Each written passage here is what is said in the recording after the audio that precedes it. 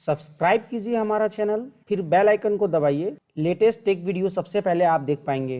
भाई गर्मी का सीज़न आ गया है। अगर आप यहाँ पे ख़रीदना चाहते हैं एक नया इन्वर्टर या फिर पुराने वाला जो घर का इन्वर्टर उसको अपग्रेड करके नया लेना चाहते हैं तो कौन सा इन्वर्टर ले, एक समस्या है। और कैसे जाने कि मतलब कौन सा इन्वर्टर बढ़िया होगा। वैसे तो आप खुद चालाक है, आपको तो सब पता ही है, फिर भी जब आप दुकान में जाते हैं तो सारा चालाकी आपका निकल जाता है, क्योंकि दुकान वाले आपको कुछ ऐसा ज्ञान देंगे ना, फोकट का ज्ञान, कि आपका सारा चालाकी खुद आपके पास, आपका नॉलेज आपका अपने पास, और उसके बातों में आप घूम के बस उनका जो भी सजेशन किया हुआ प्रोडक्ट है वही आप लेंगे।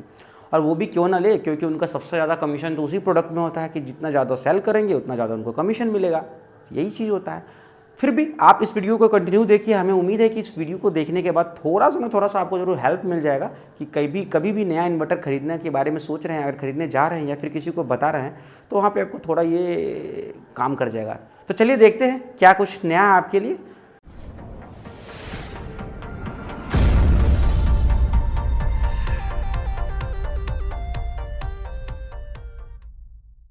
तो सबसे पहले जब भी आप इन्वर्टर खरीदने जाएं तो आप अपने घर में वॉटेज के लिए कैलकुलेशन कर लें कि आपको कितने वॉट की रिक्वायरमेंट है। क्योंकि एक बहुत बड़ा अगर आप वॉट वाले इन्वर्टर खरीद लेते सोच लेते हैं कि फ्यूचर में कभी काम आएगा तो कभी है ही नहीं।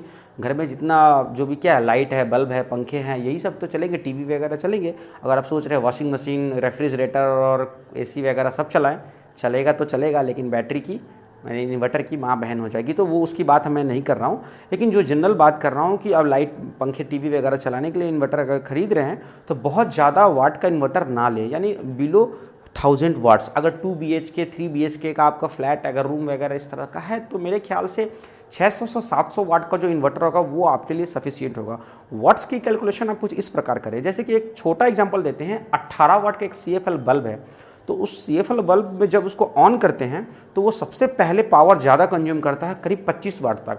बाद में वो जब कांस्टेंट हो जाता है, जब लाइट सफिशिएंट होने लगता है तो कांस्टेंट होके जो होता है 18 वाट वो कांस्टेंट एनर्जी कंज्यूम करता है। उसी तरह कुछ पुराने मॉडल वाले टेलीविज़न, टीवी वगैरह में होते, जब भी उसको पावर को हम ऑन करते थे तो देखिएगा वोल्टेज जो है घर का बिल्कुल फ्लैक्चुएट होता है एक बार, तो जोर से फ्लैक्चुएशन के बाद जाके आपका टीवी ऑन होता है, फिर वोल्टेज कांस्टेंट होता है। तो पावर कैलकुलेशन आप उसके वॉट के हिसाब से मत कीजिए, उसके जो फर्स्ट टाइम जब बूट करते हैं यानी जब स्टार्ट करते हैं उसके कैलकुलेशन के हिसाब से आप कीजिएगा। तो मेरे हिसाब से 600-700 वाट का आप खरीदिए। दूसरा होता है वोल्ट, एम्पियर और वाट्स। यहाँ पे डिफरेंट है। आप जब भी इन्वर्टर खरीदेंगे वहाँ पे वाट, कितने वाट का इन्वर्टर है वो नहीं लिखा रहता, वो VA लिखा रहता है, यानी वोल्ट एम्पियर लिखा रहता है। ऐसे समझ लीजिए कि जितना वोल्ट एम्पियर है ना उसका 80% आप कर लीजिए, वही आपका वाट होता है। ये मेरा कैलकुलेशन है, ये कुछ फिजिक्स का कैलकुलेशन नहीं है। वैसे फिजिक्स की कैलकुलेशन की बात करें तो टोटल वाट्स इक्वल टू जितना वोल्ट एम्पियर माइनस जो लॉसेस, यानी जो 100% तो एनर्जी देगी नहीं ना, तो जो लॉस होगा वो उसको डिफरेंस करेंगे तो वही मेरा वाट में कन्वर्ट हो जाएगा। अब हम बात करते हैं इन्वर्टर ले या फिर UPS इन्वर्टर ले, दोनों में क्या डिफरेंट है भाई। देखिए डिफरेंट है। एक होता है इन्वर्टर जो पुराने ज़माने में चलता था, अब आज के डेट में इन्वर्टर कुछ रहा नहीं, सारा UPS हो गया। UPS में क्या होता है, 3 से 5 मिली सेकेंड के अंदर में वो पावर को सप्लाई करता है, यानी पावर आपका कटता है और 3 से 5 मिली सेकेंड के अंदर में वो पावर सप्लाई देना स्टार्ट हो जाता है।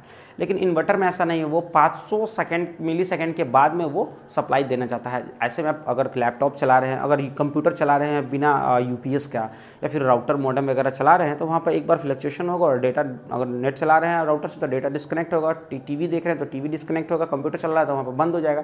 तो ये सब चीज़ एक बार होगा। तो जनरली आजकल जितने भी इन्वर्टर हैं वो तो सारे के सारे UPS इन्वर्टर ही हैं, तो वही वाला लेना भी चाहिए। अब हम बात करते हैं कि कौन सा इन्वर्टर, साइन वेव, स्क्वायर, कौन सा ले भाई। पहले तो आते थे स्क्वायर इन्वर्टर, अभी भी आते हैं, लेकिन अब नए वाले आ गए साइन वेव इन्वर्टर।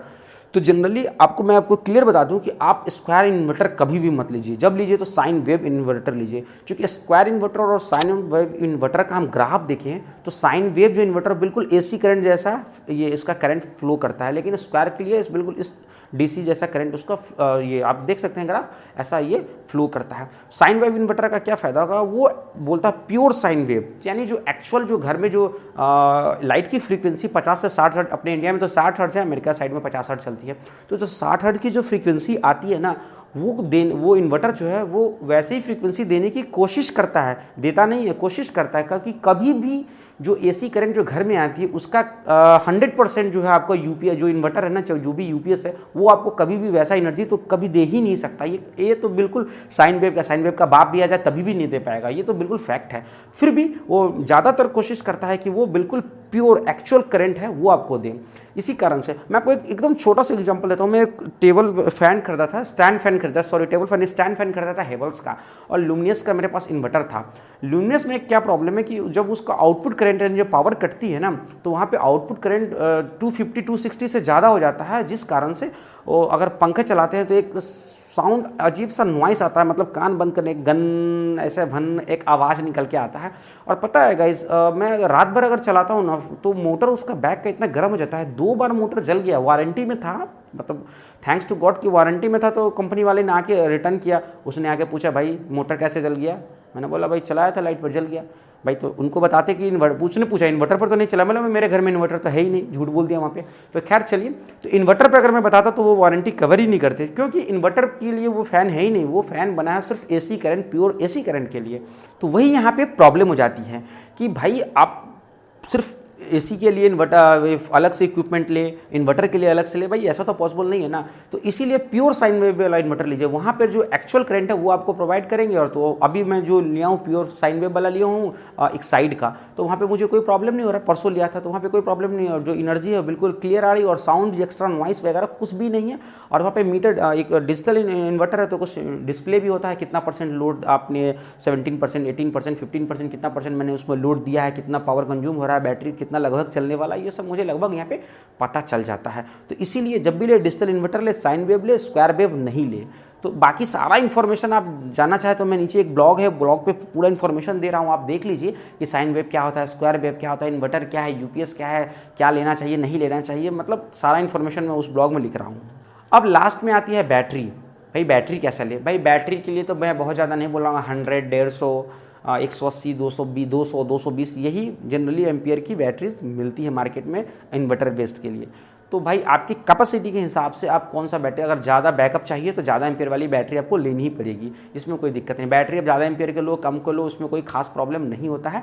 ज़्यादा एम्पियर लोगे तो ज़्यादा बैकअप देगा, सिंपल सा फंडा। लेकिन ट्यूबुलर बैटरी ही लीजिए, इन्वर्टर के लिए बेस्ट है।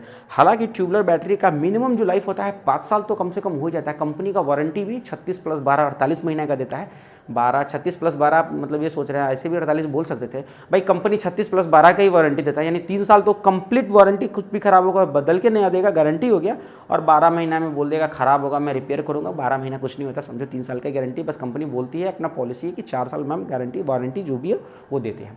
तो यही है, लेकिन 5 साल तो कम से कम चल ही जाता है, और वैसे लाइफ उसका 8 साल तक है। तो ये फ़ायदा है आपको ट्यूबुलर वाली बैटरी में। तो इन्वर्टर के लिए वही ले, लॉन्ग लास्टिंग बैटरी है, बढ़िया आपको सफिशिएंट चलता है। तो हमें उम्मीद है कि ये छोटा सा इन्वर्टर बैटरीज के ऊपर में कुछ कंसेप्ट्स मैं दिए थे, आपको शायद पता ही होगा। अगर नहीं पता है तो जान के बहुत बहुत धन्यवाद। तो फिलहाल के इस वीडियो में इतना ही। हमें उम्मीद है कि ये वीडियो पसंद आएगा, तो प्लीज़ इसको जरूर से सब में शेयर कीजिएगा। और गर्मी का दिन है तो इन्वर्टर खरीदना है तो खरीद लीजिए, कुछ लिंक नीचे दिया हुआ है, आप जाके कुछ इन्वर्टर भी वहाँ से चेक कर सकते हैं।